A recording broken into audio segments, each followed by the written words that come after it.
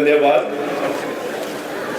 आज के समारोह में यहाँ मंच पर उपस्थित राज्य सरकार में हमारा सहयोगी और यहाँ के स्थानीय विधायक श्रीमान तागे ताकी जी, मंच पर उपस्थित फॉर्मर मिनिस्टर श्री नानी रिबिया जी, Shri तपी Bhatt ji, deputy commissioner lower सुबर्न Shri Vivek SP जी, एसपी केनी बगरा जी, राज्य में भारतीय जनता पार्टी के हमारे वाइस प्रेसिडेंट श्री नानी लाजी जी, नेशनल वाइस प्रेसिडेंट एसटी मोर्चा अभी रिसेंटली अपॉइंट किया गया श्री नानी ओप्पो जी, इस डिस्ट्रिक्ट के बीजेपी प्रेसिडेंट श्री लीका तोगू जी, रिटायर्ड चीफ इंजीनियर और पार्टी के कार्यकर्ता श्री हागे आपा जी, स्टेट एग्जीक्यूटिव मेंबर श्री बामिन हिंदा जी, यहाँ उपस्थित सभी डिस्ट्रिक्ट के हेड ऑफ डिपार्टमेंट ऑफिसर्स, सभी जिला परिषद मेंबर्स, यहाँ उपस्थित खास करके हमारे जितने भी कामपुरा है, कामपुरीस है और आज के इस सभा में आए हुए हमारे भारतीय जनता पार्टी के सभी कार्यकर्ता और जीरो वैली के माता पिता भाई बहन मीडिया के दोस्तों, मैं सबसे पहले तो हमारा सहयोगी ऑनरेबल मिनिस्टर श्री तागे ताकी जी और यहाँ के जिला प्रशासन आप सभी को मैं बहुत बहुत धन्यवाद प्रकट करता हूँ कि आज हमको यहाँ पे बुला के कई सारा प्रोजेक्ट्स का यहाँ पे फाउंडेशन स्टोन लेइंग किया और कई सारा प्रोजेक्ट्स का यहाँ पे उद्घाटन यहाँ पे किया है। तो सबसे पहले तो जितने भी जो प्रोजेक्ट्स आज यहाँ पे फाउंडेशन किया और उद्घाटन किया है राज्य सरकार के ओर से, मैं यहाँ पे लोअर सुबनसिरी डिस्ट्रिक्ट के निवासी आप सभी को राज्य सरकार के ओर से डेडिकेट करता हूँ। मैं यहाँ लैंड करने के बाद सबसे पहले मैं गया तरिन एरिया में जहाँ पे एक्वा पार्क वहाँ पे बन रहा है और ये जो एक्वा पार्क है ये देश का पहला एक्वा पार्क है। ये पार्क बहुत ही जल्दी अभी बन जाएंगे, शायद 2 महीना के अंतर्गत में बन के कंप्लीट हो जाएंगे। बन जाने के बाद आप देखिए कि यहाँ पे जो टूरिस्ट का जो फुटफॉल यहाँ पे जो होता है कई गुना आगे हम लोग लेके जा पाएंगे और साथ ही साथ ये एक ऐसा एक मॉडल हम लोग तैयार कर रहा है कि जितने भी जो हमारा फिशरी रिलेटेड जो हमारे फार्मर्स हैं वो लोग भी यहाँ आके ट्रेनिंग भी वो लोग ले पाएंगे। तो ये प्रोजेक्ट जो है केवल सिर्फ जीरो के लिए ही नहीं बल्कि पूरे अरुणाचल प्रदेश और हमारा जो आसाम के लोग भी यहाँ आके ट्रेनिंग ले पाएंगे। सो इस तरह का फ्यूचरिस्टिक प्रोजेक्ट हम लोग यहाँ पे फिशरीज डेवलपमेंट को लेके यहाँ पे बनाया जा रहा है।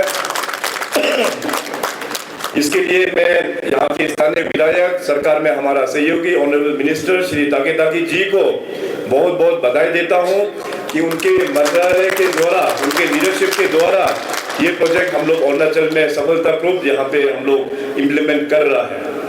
और साथ ही साथ मैं दूसरा प्रोजेक्ट जो देख के आया, ये प्रोजेक्ट है हमारा वाटर ट्रीटमेंट प्लांट जो हमारा पारे अमी हपोली जगह में लोकेटेड है।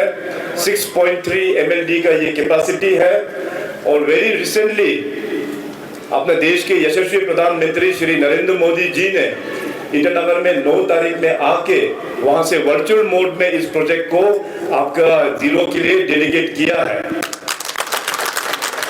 जो वाटर ट्रीटमेंट प्लांट यहाँ पे हपोली में जो बनाया है ये काफी फ्यूचरिस्टिक एक प्रोजेक्ट है। कम से कम 10 साल तक यहाँ पे जीरो में आप लोगों को पानी का प्रॉब्लम बिल्कुल नहीं पड़ेगा। और साथ साथ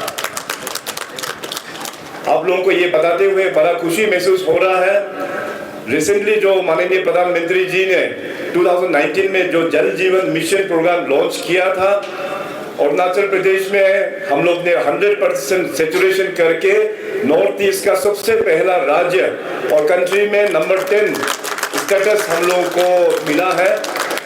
तो इस खुश अवसर पर मैं PHED डिपार्टमेंट के सभी ऑफिसर्स, डिपार्टमेंट के सभी हमारे कर्मचारी, आप सभी को बहुत बहुत कॉन्ग्रेचुलेट और बधाई देता हूँ।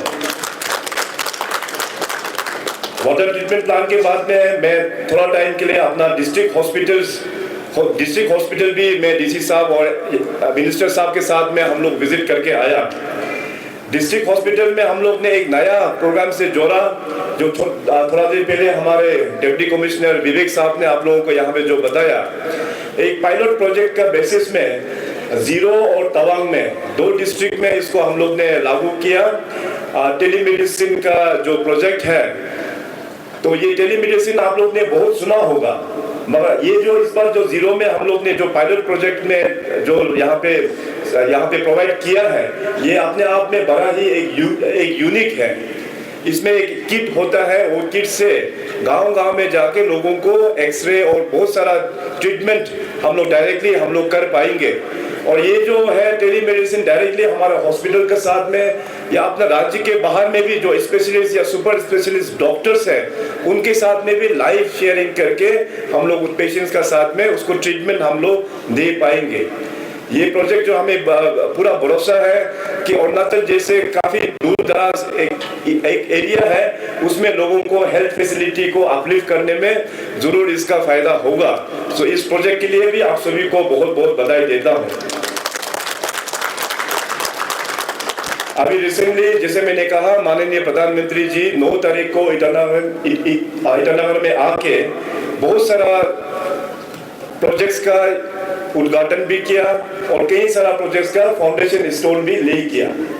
कुल मिला के नॉर्थ ईस्ट में 55,000 करोड़ 55,000 करोड़ का प्रोजेक्ट माननीय PM साहब ने डेडिकेट किया हुआ है। और इस बार का प्राइम मिनिस्टर साहब का विजिट हम लोगों के लिए बहुत ही यूनिक था। इस बार प्राइम मिनिस्टर साहब आया, केवल अरुणाचल के लिए नहीं आया, बल्कि अरुणाचल में आके बाकी नॉर्थ ईस्टर्न स्टेट्स का भी प्रोजेक्ट अपना अरुणाचल प्रदेश से ही उद्घाटन किया ऑनरेबल प्राइम मिनिस्टर ने। तो ये हम सभी के लिए बहुत ही एक गर्व का एक अवसर है।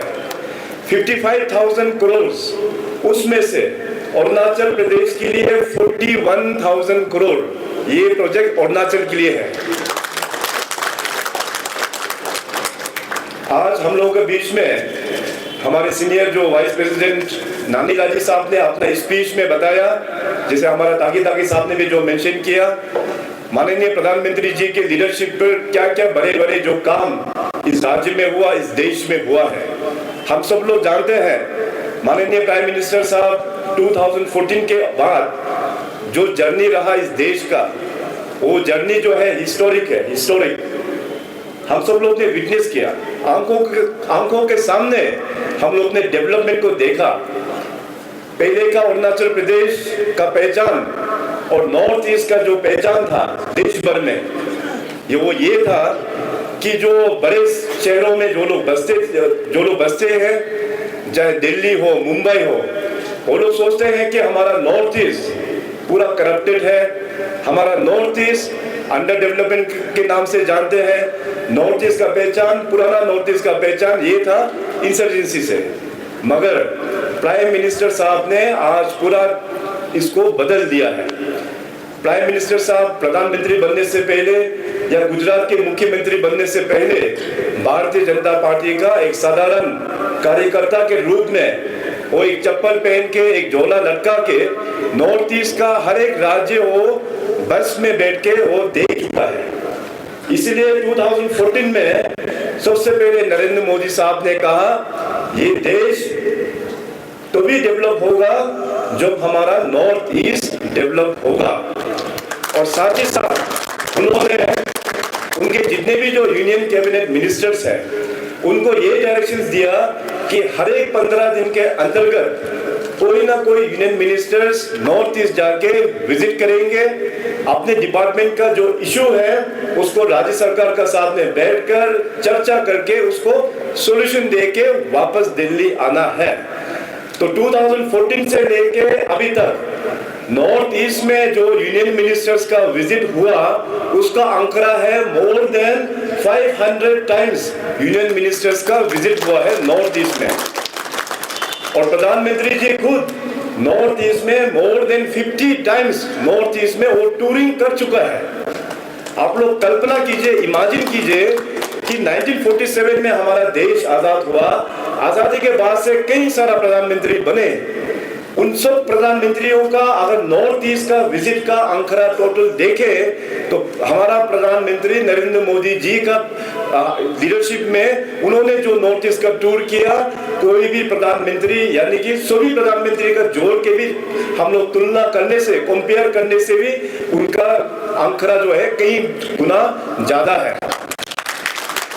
अभी रिसेंटली माननीय पीएम साहब जो ईरान में आया, तो आप में से कई लोग शायद यहाँ से भी फिजिकली वहाँ आईजी पार्क में आए होंगे, मगर जो जो आ नहीं पाया आप लोग ने टीवी या सोशल मीडिया में उनका स्पीच भी देखा होगा। अगर नहीं देखा होगा तो आप लोग नरेंद्र मोदी का यूट्यूब चैनल में जाके उसको दोबारा फिर स्पीच भी सुन सकता है। उन्होंने क्लियर कट कहा कि हमारा भारतीय जनता पार्टी जो है कि हम लोग अरुणाचल प्रदेश को पॉलिटिकल एंगल से कभी नहीं देखता। पॉलिटिकली देखिए, अरुणाचल प्रदेश में केवल 2 ही एमपी है। 2 ही एमपी के लिए अगर पुराना जमाने में देखा जाए तो पुराना जो दिल्ली में जो सरकारें जो बने वो लोग हमेशा नॉर्थ ईस्ट और अरुणाचल को पॉलिटिकल एंगल से ही देखा करता था। इसलिए हमारा अरुणाचल प्रदेश और नॉर्थ ईस्ट हम लोग डेवलपमेंट कर नहीं पाया। मगर नरेंद्र मोदी साहब आने के बाद आप देखिए, आज अरुणाचल प्रदेश में हर एक सेक्टर में हम लोग ट्रांसफॉर्म हो चुका है। हमारा जितने भी जो बॉर्डर एरियाज है वो भी आगे ट्रांसफॉर्म हो रहा है। आगे और भी हम लोगों को ट्रांसफॉर्म करना होगा। तो मैंने माननीय पीएम साहब को जिक्र किया, आपने जो रास्ता दिखाया, रिफॉर्म, परफॉर्म और ट्रांसफॉर्म, उसी का आधार पर हम अरुणाचल प्रदेश के टीम अरुणाचल हम सभी सदस्य हैं, उसको लेके हम लोग आगे बढ़ रहा है। अब आज देखिए, अरुणाचल में हर एक क्षेत्र में हम लोग कई उपलब्धि हम लोग ने अचीवमेंट किया है। पुराना अरुणाचल का पहचान ये था देश भर में कि सबसे नीचे हर एक सेक्टर में अगर राज्य का कंपेयर करें, स्टेट लोगों का अगर हम लोग कंपेयर करें तो अरुणाचल का परफॉर्मेंस सबसे लोएस्ट हुआ करता था। अभी आज हम लोग ने कई सेक्टर्स को रिफॉर्म करते हुए हम लोग का अपना परफॉर्मेंस लेवल को हम लोग बढ़ाया। जो परफॉर्मेंस लेवल बढ़ जाता है तो अपना एरिया उस सेक्टर में हम लोग ट्रांसफॉर्मेशन हम लोग लेके आ पा रहा है। नानी लाजी साहब ने यहाँ पे जो मेंशन किया सिस्टमेटिक परफॉर्मेंस, और हमारा ताकि साहब ने जो मेंशन किया कि आईटी सेक्टर में हम लोग ने रिफॉर्म जो किया है, जैसे कि स्टाफ सिलेक्शन बोर्ड, पहले के जमाने में नौकरी किस प्रकार से मिला जाता था हम सबको पता है, मगर उस वक्त में कुछ सिस्टम नहीं था हमारे पास, सरकार के पास में। तो 2016 में हमने निर्णय लिया कि हमारा जो युवा है उनको एक अच्छा प्लेटफॉर्म, एक ट्रांसपेरेंट प्लेटफॉर्म देना ये बहुत ही आवश्यक है।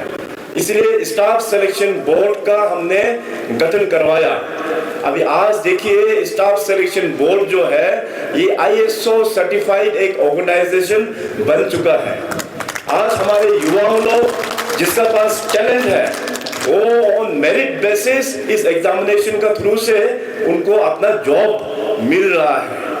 और मैं स्टाफ सिलेक्शन बोर्ड के द्वारा जो एग्जामिनेशन कंडक्ट हुआ उसमें मैंने जॉब सर्टिफिकेट भी 2 प्रोग्राम में हमने दिया। जॉब सर्टिफिकेट हम दे रहा था तो कुछ रैंडमली मैंने कुछ कैंडिडेट्स, सक्सेसफुल कैंडिडेट्स लोगों को नाम पूछा, उनका डिग्री पूछा, और सुन के ये आश्चर्य हुआ कि दोनों प्रोग्राम में हम लोग ट्राइबल है, अपना नाम बता देने से कौन सा एरिया का है वो पता चल जाता है। जैसे पेमा खंडू है तो या तो तवांग से होगा या तो वेस्ट कामेंग से होगा। जैसे अगर यहाँ का होगा तो अगर लाजी बोलो या हागे बोलो तो पता चल जाता है ये आपतानी है। परतिन बोलने से आदि बेल्ट का हो गया, नाबुम बोलने से निशी बेल्ट का हो गया। तो हम लोग का ट्राइबल में नाम बता देने से पता चल जाता है।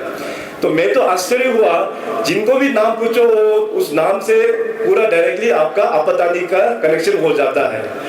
तो आपतानी जो है, मैं ऑन एन एवरेज मैं बोल सकता हूँ कि एवरेज में स्टाफ सिलेक्शन बोर्ड में अराउंड 30 to 35% पूरा आपतानी लोग ही आके लेके जाता है। तो ये बहुत ही एक अच्छा अवसर सभी अरुणाचल प्रदेश के ट्राइब्स के युवाओं को मिला है। जिसका पास टैलेंट है उन्हीं का पास जाके ये उस प्लेटफॉर्म को यूज करके गवर्नमेंट सेक्टर में आके नौकरी कर पाता है। उसी प्रकार से हमारा जो फ्यूचर है, हमारा युवा फ्यूचर है। अभी आज का जो स्टाफ सिलेक्शन बोर्ड में जिन लोगों ने आके नौकरी ज्वाइन किया, आप लोग देख सकते हैं कि आज से 5 साल बाद आप लोग देखिए गवर्नमेंट का परफॉर्मेंस लेवल, गवर्नमेंट का आउटपुट जो लेवल है वो दुगना होगा, वो कई गुना अच्छा से हम लोग तेजी गति से सरकार का जो फैसिलिटी है वो लोगों तक हम लोग पहुंचाने में और भी सक्षम होगा। क्योंकि अभी जो लोग गवर्नमेंट जॉब में शामिल हो रहा है वो लोग किसी का रिकमेंडेशन से नहीं आ रहा है, किसी का सिफारिश से नहीं आ रहा है, बल्कि अपना बलबूतों में मेरिट में होके वो लोग सरकारी नौकरी में जोड़ रहा है। जैसे मैंने कहा युवा हमारा फ्यूचर है। युवाओं का कई सारा सेक्टर्स में हम लोग ने काम किया। युवाओं का पास काफी सारा टैलेंट है। उस टैलेंट को नर्चर करने के लिए हम लोग ने कई सारा प्लेटफॉर्म्स युवाओं को डेडिकेट किया है। जैसे अरुणाचल आइडल बोलिए, मिस्टर अरुणाचल बोलिए, मिस अरुणाचल बोलिए, Arunachal got talent, Arunachal super dancer. तो आज देखिए हमारा अरुणाचल का युवा इन सारा प्लेटफॉर्म को यूज करते हुए हमारा युवा लोग आज बॉलीवुड इंडस्ट्री बॉम्बे में जाके पहुंच चुका है। और बॉलीवुड इंडस्ट्री में फिल्मों में अपना युवा लोग वहां पे एक्टिंग करता है, एक्ट्रेस वहां पे बनता है, बड़े थिएटर्स में उनका मूवीज आते हैं। और साथ साथ हमारे बॉलीवुड इंडस्ट्री में अपना अरुणाचली अपना वहां सिंगर भी है। तो कितना अच्छा महसूस होता है हम लोगों को कि अपना अरुणाचली के बच्चे लोग जो बड़ा स्क्रीन में जो देखता है। यही नहीं बल्कि अरुणाचल के युवा में स्पोर्टिंग इवेंट्स में भी काफी टैलेंटेड है। पहले स्पोर्ट्स में भी हम लोगों का इंफ्रास्ट्रक्चर नहीं होने का कारण से स्पोर्ट्स सेक्टर को हम लोग आगे बढ़ा नहीं पाया। अभी देखिए जीरो में ये स्टेडियम आने के बाद हमारा युवाओं को बहुत अच्छा एक अपॉर्चुनिटी मिला है अपना खेल कूद को आगे बढ़ाने के लिए। इसी प्रकार से अरुणाचल पूरे अक्रॉस अरुणाचल में पिछले 7-8 सालों में हम लोग ने स्पोर्ट्स का इंफ्रास्ट्रक्चर्स को हम लोग ने फेसलिफ्ट किया। कई सारा स्टेडियम्स इस प्रकार का हम लोग ने अरुणाचल में युवाओं के लिए डेडिकेट किया। कई सारा इंडोर स्टेडियम्स, कई सारा क्लब बिल्डिंग्स हम लोग ने बना के अपने युवाओं को हम लोग ने डेडिकेट किया। उस फैसिलिटी को यूज करते हुए आज अरुणाचल प्रदेश का अगर मेडल का हम लोग अगर कंपेयर करें 2016 से लेके 2023 तक का जो मेडल का आंकड़ा है, नेशनल और इंटरनेशनल लेवल का जो मेडल है, हम लोग हजार मेडल्स अपने लिए जीता है। तो स्पोर्ट्स में हम लोगों का युवा बहुत अच्छा तरीके हम लोग कर रहा है। आने वाला दिनों में और भी स्पोर्ट्स का पैरामीटर को हम लोग बनाएंगे और भी इस प्रकार के स्टेडियम्स जितना हो पाएगा और भी अलग अलग लोकेशंस पर हम लोग बनाएंगे ताकि अपना युवा उस स्पोर्टिंग इवेंट्स को देखते हुए अपना टैलेंट को उभर पाएंगे। अभी हेल्थ फैसिलिटी के बारे में आप लोगों को कुछ पॉइंट्स यहाँ पे हम बताना चाहेंगे। हेल्थ सेक्टर को सपोर्ट करने के लिए जो कोरोना से हम लोग जो लड़ाई लड़ रहा था, तो हमें एक मौका मिला अपना हेल्थ फैसिलिटी किस प्रकार से है उसको विजिट करने के लिए। तो वहां पे मैंने देखा कि अपना हेल्थ सिस्टम जो उतना रोबस्ट नहीं था, तो इसलिए तुरंत हमने निर्णय लिया कि अपना हेल्थ सिस्टम को हम लोगों को अच्छा सिस्टम बनाना होगा। इसलिए आज आप लोग देख सकते हैं कि अरुणाचल प्रदेश में हर एक डिस्ट्रिक्ट में अभी डिस्ट्रिक्ट हॉस्पिटल्स जो है वो कई डिस्ट्रिक्ट का ऑलरेडी फेसलिफ्ट होके नया हॉस्पिटल बन चुका है और कई डिस्ट्रिक्ट में अभी कंप्लीशन होने वाला है। जैसे अपना जीरो का डिस्ट्रिक्ट हॉस्पिटल अभी कंप्लीशन वर्क में ही है, 2 महीना में ये काम भी खत्म हो जाएंगे। और इस हॉस्पिटल को उद्घाटन के लिए भी मैं खुद यहाँ दोबारा फिर जीरो आएंगे। हेल्थ को सपोर्ट करने के लिए आज अरुणाचल प्रदेश में चाहे वो स्पेशलिस्ट डॉक्टर्स हो, चाहे वो जीडीएमओ डॉक्टर हो, चाहे वो नर्सेस हो, हर एक पोस्ट को हम लोग ने सैंक्शन करके हेल्थ डिपार्टमेंट को दे दिया है। साथ ही साथ इक्विपमेंट केवल डॉक्टर और मैन पावर देने से भी नहीं होगा, डॉक्टर्स को इक्विपमेंट भी चाहिए। इसलिए अच्छा से अच्छा इक्विपमेंट भी हम लोग प्रोक्योर करके डिस्ट्रिक्ट हॉस्पिटल्स को दे रहा है। आप लोग जीरो का जो हॉस्पिटल है वहां जाके देख सकते हैं कि क्या क्या नया इक्विपमेंट हम लोग ने यहाँ पे इस्टेब्लिश यहाँ पे इंस्टॉल किया हुआ है। उसी प्रकार से अभी आने वाला दिनों में जो ये पोस्ट जितने भी जो डॉक्टर्स है, नर्सेस का है, पोस्ट जो फिलअप हो जाएगा, हमारा डिस्ट्रिक्ट हॉस्पिटल CHCs और PSCs में मैन पावर का शॉर्टेज भी नहीं होगा। आप सभी को पता है कि अरुणाचल प्रदेश में पहला मेडिकल कॉलेज भी नहीं था। तो मेडिकल कॉलेज को भी हम लोग ने शुरुआत किया है, राज्य का फर्स्ट मेडिकल कॉलेज। और पिछले साल 2023 में first batch of medical college का स्टूडेंट्स वहां से 100% रिजल्ट्स देते हुए first batch of students pass out हुआ है। और ट्रिम्स जो है हमारा जो मेडिकल कॉलेज है उसको हम लोग ने इतना स्ट्रेंथनिंग किया हुआ है कि अभी बहुत ही जल्दी इंस्पेक्शन के लिए हम लोग वेट कर रहा है। इंस्पेक्शन हो जाने के बाद में जो 50 सीट मेडिकल सीट जो है उसको भर के 110 सीट्स हम लोग लेके जाने वाला है अपना युवाओं के लिए। तो उस प्रकार से हमारा एजुकेशन सेक्टर में भी काफी सारा रिफॉर्म हम लोग ने लेके आ पाया। राज्य का जो पहला university, state own university, paper में तो बहुत साल पहले से ही बना के रखा था, मगर उसको ऑपरेशनलाइज नहीं हुआ, इंफ्रास्ट्रक्चर बना के नहीं दिया। तो हमारा टेन्योर में हम लोग ने इंफ्रास्ट्रक्चर बना के भी दिया और वहाँ का वाइस चांसलर और जितने भी जो मैन पावर है उसको भी रिक्रूटमेंट करके दिया। और पिछले साल से हमारा अरुणाचल यूनिवर्सिटी पासीघाट में जो लोकेटेड है वो क्लासेस भी स्टार्ट हो गया है। इसी के साथ आप सबको पता है कि गोल्डन जुबली कैबिनेट हम लोग ने यहाँ जीरो में 2022 को यहाँ पे किया था। उस गोल्डन जुबली कैबिनेट में हम लोग ने निर्णय लिया कि राज्य में 50 गोल्डन जुबली स्कूल्स हम लोग बनाएंगे। उसके लिए हमने 500 करोड़ हमने ईयरमार्क करके दे दिया है। स्कूल्स लोग भी अभी लगभग बन के तैयार अभी हो चुका है। उसी प्रकार से मैं अरुणाचल प्रदेश में 50 डेडिकेटेड गर्ल्स कस्तूरबा गांधी बालिका विद्यालय को हम लोग ने सेटअप किया है और साथ साथ 12 एकलव्य मॉडल स्कूल का सेटअप भी हो गया है। 6 नया पॉलिटेक्निक इंस्टीट्यूशंस भी सेटअप कर चुका है। 2016 से लेके अभी तक नया 5 कॉलेज भी हम लोग ने शुरुआत कर दिया है। एजुकेशन क्षेत्र को और भी हम लोगों को आगे बढ़ाना ये बहुत ही आवश्यक है। आपतानी समाज जो है बहुत ही एडवांस आप लोग एक समाज है। यहाँ के आपतानी समाज में सब लोग एजुकेटेड भी हैं। आप लोगों को ज़्यादा एडवाइस इसमें हमको देने का नहीं है, क्योंकि आप लोग एक रोल मॉडल के तरह अरुणाचल में आप लोग काम करते हैं।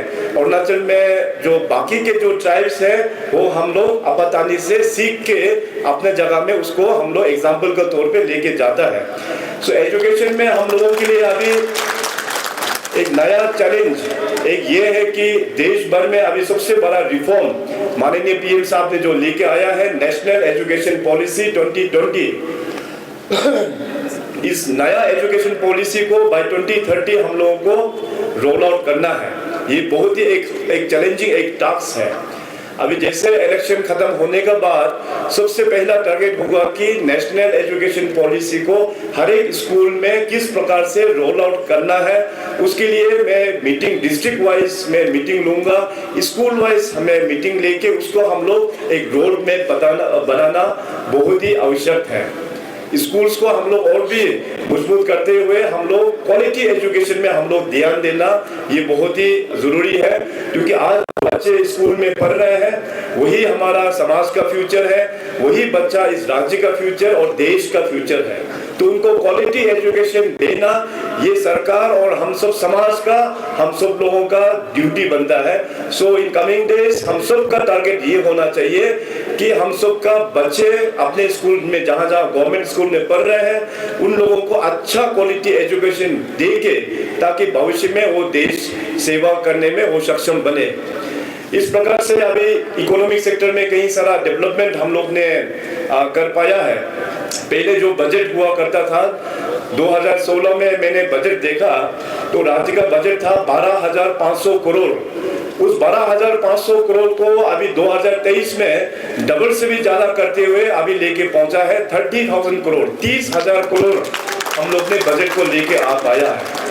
इसका मतलब परफॉर्मेंस हम लोगों को बढ़ रहा है। इसका मतलब ये है कि हमारा स्टेट का रेवेन्यू वो भी आगे बढ़ रहा है।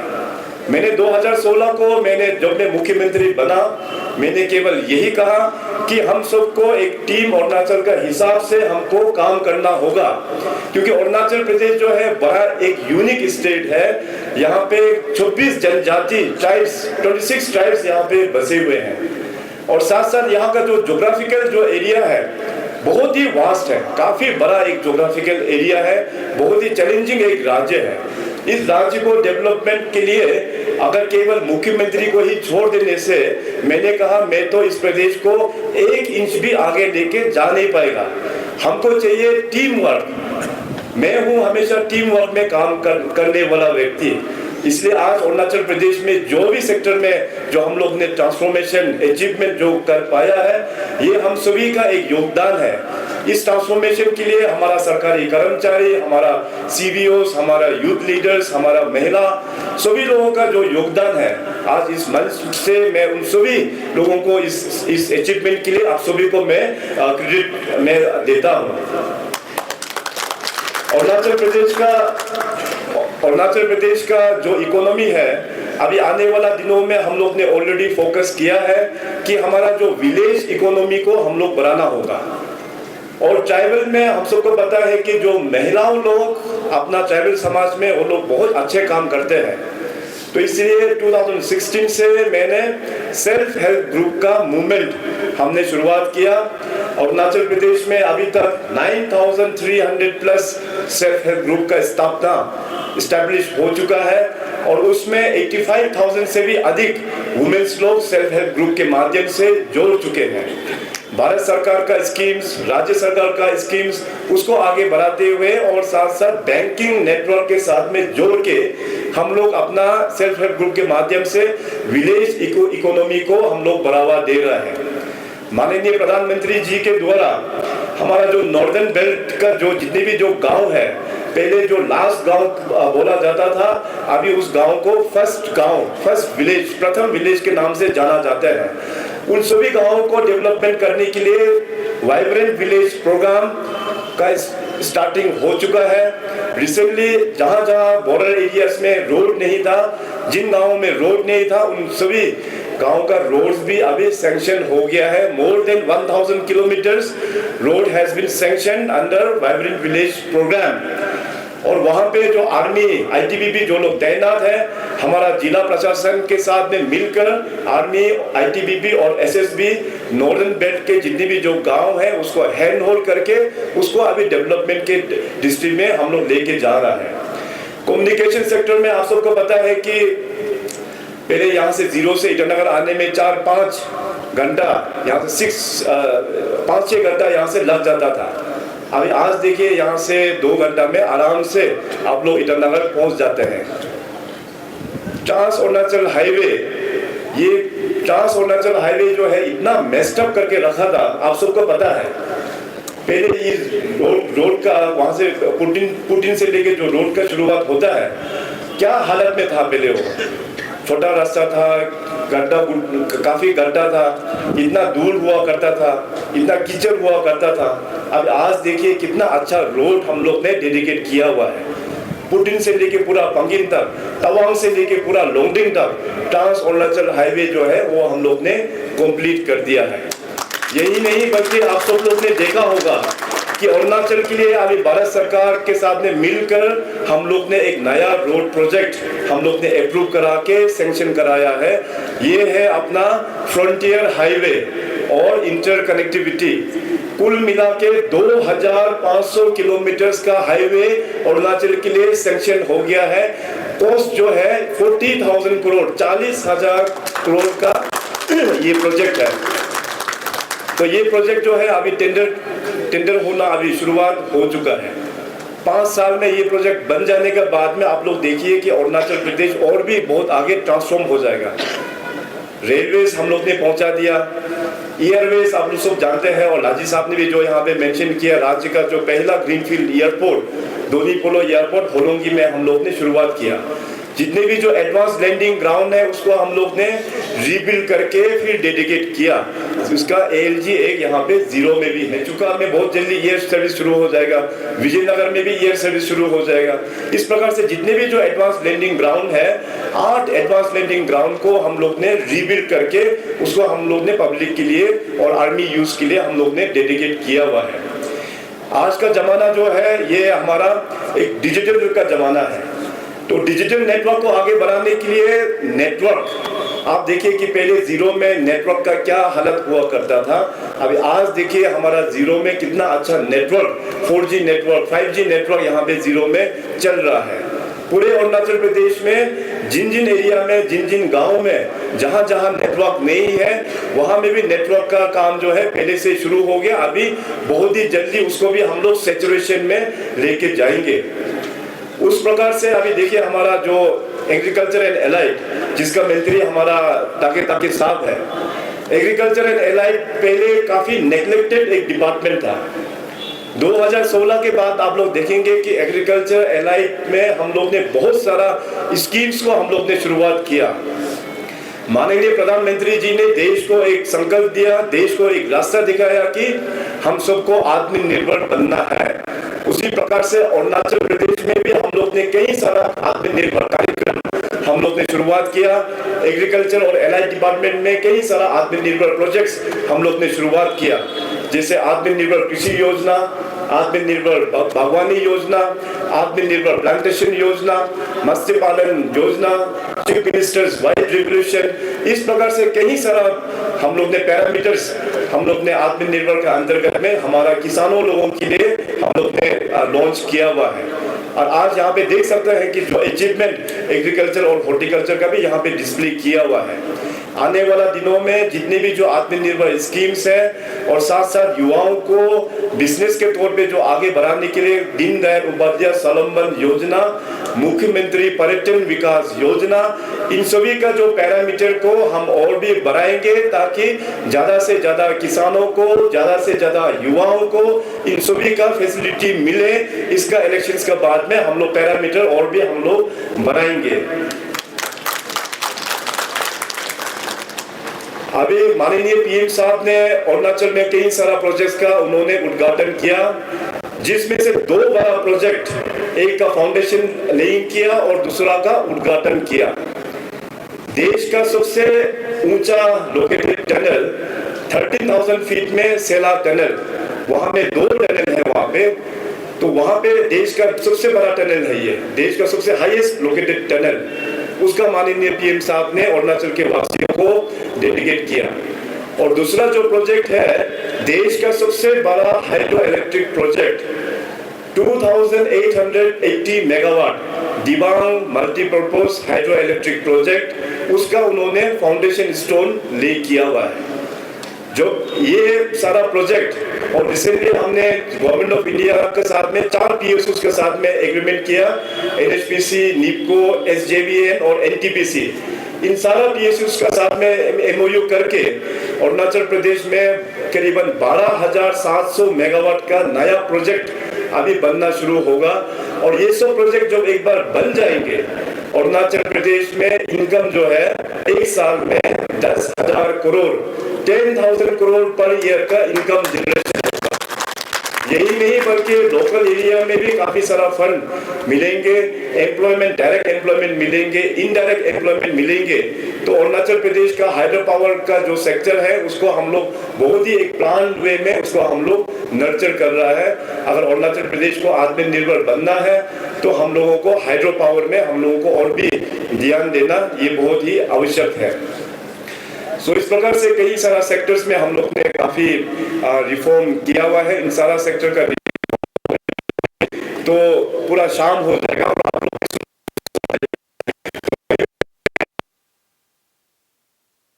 पे लगा। और खासकर आज इस फंक्शन में किरण जी यहाँ पे आ नहीं पाया क्योंकि किरण जी को आज वहाँ पे अंडमान में जाना था, कुछ कार्यक्रम है वहाँ पे।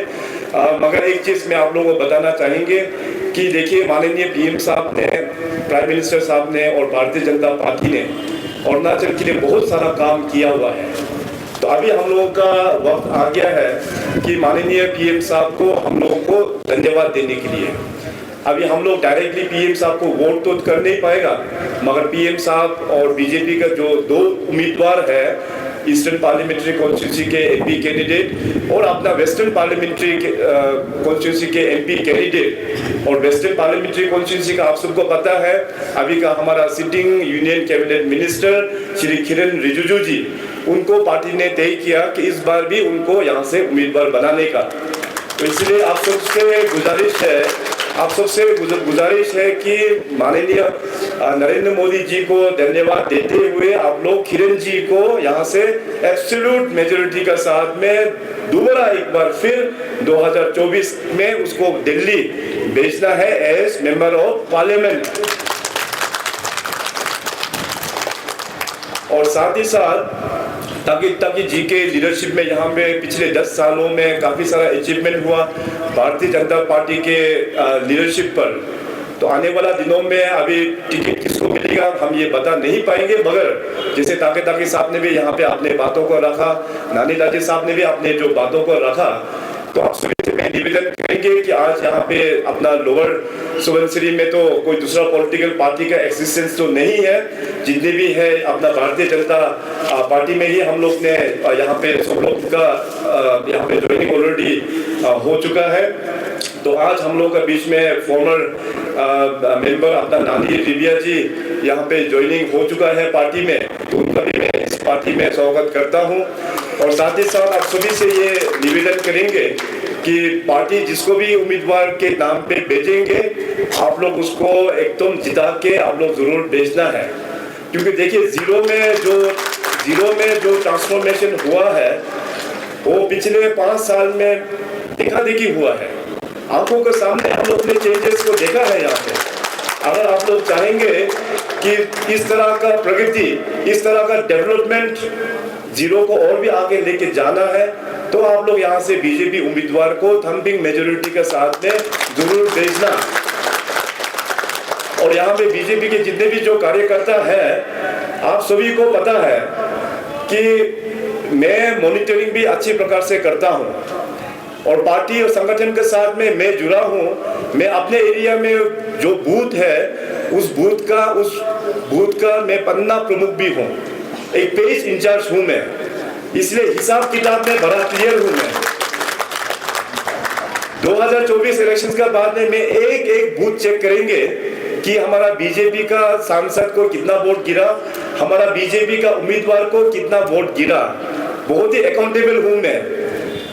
आप लोग ने जो काम लगाया हमने काम करके दिया है, और आज मैं यहाँ पे मांगने आया हूँ कि हमारा बीजेपी का उम्मीदवार को आप लोग यहाँ से थम्पिंग मेजॉरिटी के साथ में यहाँ से भेजना चाहिए।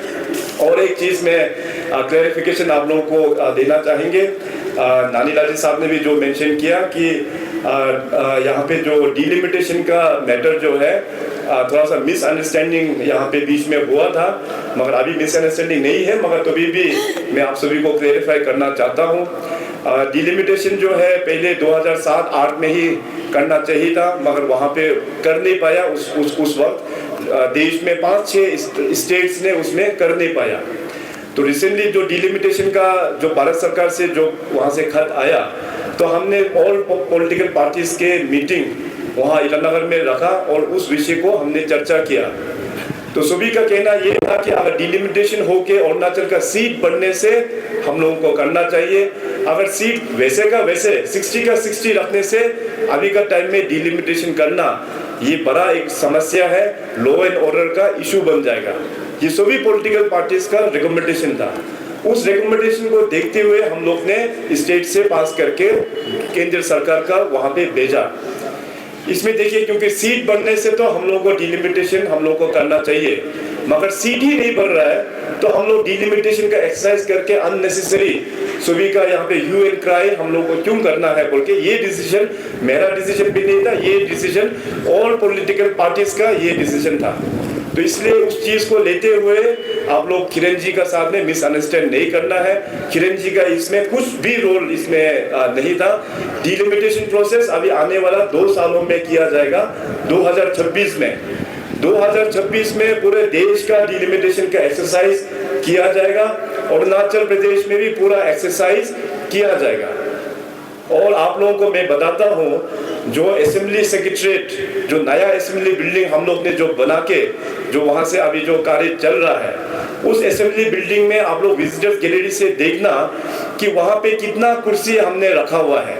अभी का टाइम में हमारे पास 60 सीट्स है, 60 असेंबली कॉन्स्टिट्यूंसी, मगर फ्यूचर को देखते हुए हमने वहाँ पे 90 सीट का प्रोविजन, 90 सीट्स का।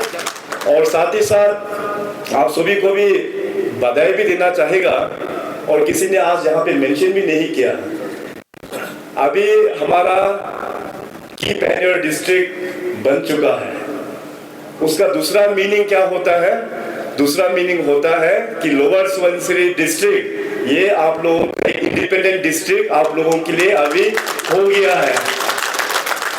इसीलिए इस अवसर पर आप सभी को आप लोगों का अपना डिस्ट्रिक्ट एक इंडिपेंडेंट डिस्ट्रिक्ट मिल गया, उसके लिए भी आप सभी को बहुत बहुत बधाई हो। आने वाला दिनों में अपना लोअर सुबनसिरी डिस्ट्रिक्ट को हम लोग बहुत अच्छा से डेवलपमेंट करके लेके जाएंगे। आने वाला दिनों में मैं प्लानिंग में बहुत बड़ा रिफॉर्म हम लेके आ रहा है। उस नया रिफॉर्म में डिप्टी कमिश्नर और जितने भी हमारा ऑफिसर्स है, हमारा इलेक्टेड रिप्रेजेंटेटिव, हमारा एमएलए और पंचायत, ये तीन ऑर्गेनाइजेशंस का, ये तीन ऑर्गन का बहुत ही इम्पोर्टेंट रोल है इस नया प्लानिंग प्रोसेस में। इलेक्शन खत्म होने का साथ साथ मैं सभी डिप्टी कमिश्नर्स और ऑफिसर्स का नया प्लानिंग प्रोसेस में हम ट्रेनिंग कराएंगे। एमएलएस का पूरा ट्रेनिंग किया जाएगा और पंचायत को भी इसका ट्रेनिंग किया जाएगा। मैं चाहता हूं कि आपका जो डिस्ट्रिक्ट लोअर सुबनसिरी का जो डिस्ट्रिक्ट है, यहाँ का प्रॉब्लम का बारे में आप लोगों को ही ज़्यादा पता है। मैं वहाँ ईटानगर में बैठ के, मेरा सेक्रेटरी ऑफिस में बैठ के मैं अरुणाचल प्रदेश का प्लानिंग हम पूरा कर नहीं सकेगा। इसलिए अभी मैं चाहता हूं कि बॉटम से टॉप प्लानिंग का प्रोसेस जो है अभी 2024 के बाद में हम शुरुआत करेंगे, क्योंकि यहाँ लोअर सुबनसिरी का जो प्रॉब्लम जो है, जीरो का जो समस्या है, हमारा तवांग का समस्या बिल्कुल अलग है। वहाँ का प्रॉब्लम जो है हमको पता है, क्योंकि मैं वहाँ का रहने वाला हूँ। यहाँ का प्रॉब्लम जो है जीरो का जो प्रॉब्लम है हमारा नामसाई या तेजू, वहाँ पे हम लोग कंपेयर कर नहीं पाएगा, क्योंकि वहाँ फुटिल एरिया है, वहाँ का प्रॉब्लम अलग है। तो हम लोगों को प्रॉब्लम का मुताबिक हम लोगों को इलाज ढूंढना होगा, और इलाज भी आप लोग ही सजेस्ट कर पाएंगे कि आप लोगों का प्रॉब्लम क्या है और उसका इलाज किस प्रकार से होना है। तो उसी आधार पर प्लानिंग को हम लोग अभी बड़ा रिफॉर्म हम लोग करने वाला है। तब आप लोग देखिए कि अपना डिस्ट्रिक्ट लोअर सुबनसिरी कितने अच्छा डेवलपमेंट प्रायोरिटी सेक्टर को देते हुए बहुत अच्छा डेवलपमेंट हम लोग लेके आ पाएंगे। इतना कहते हुए अभी मैं फिर एक बार आप सभी से निवेदन करता हूं कि अभी जीरो को और भी आगे हम लोगों को बढ़ना है। यहाँ पे क्लैन बेस्ड पॉलिटिक्स नहीं होना है, यहाँ पे मनी बेस्ड पॉलिटिक्स यहाँ पे बिल्कुल नहीं होना है। यहाँ में मैंने जैसे कहा कि कोई दूसरा पॉलिटिकल पार्टी का यहाँ पे एग्जिस्टेंस नहीं है। हो पाने से तो आप लोग पूरा मिल के, आप लोग जो सीनियर लीडर्स है, आप लोग मिल के बीजेपी के तरफ से एक ही नाम आप लोग अगर रिकमेंड कर देता है तो पूरा अनकॉन्टेस्ट का माहौल यहाँ पे बन जाता है। अनकॉन्टेस्ट होने से सभी के लिए फायदा है, छोटा छोटा चीज में हम लोग मिसअंडरस्टैंडिंग भी नहीं होगा। तो ये मेरा थोड़ा सा एक रिक्वेस्ट भी हम आज करते हुए हम जाएंगे। अगर इन केस कॉन्टेस्ट होने से भी डेमोक्रेसी है, मैं किसी उम्मीदवार को हम लोग रोक नहीं पाएंगे, मगर इन केस कॉन्टेस्ट होने से भी आप लोग जरूर एश्योर करना कि यहाँ से थम्पिंग मेजोरिटी का साथ में हमारा बीजेपी उम्मीदवार को वापस फिर स्टेट में हमारे साथ जरूर यहाँ से भेजिएगा। तो इतना कहते हुए बहुत बहुत धन्यवाद। Thank you. जय हिंद। पायो आरो पाचो।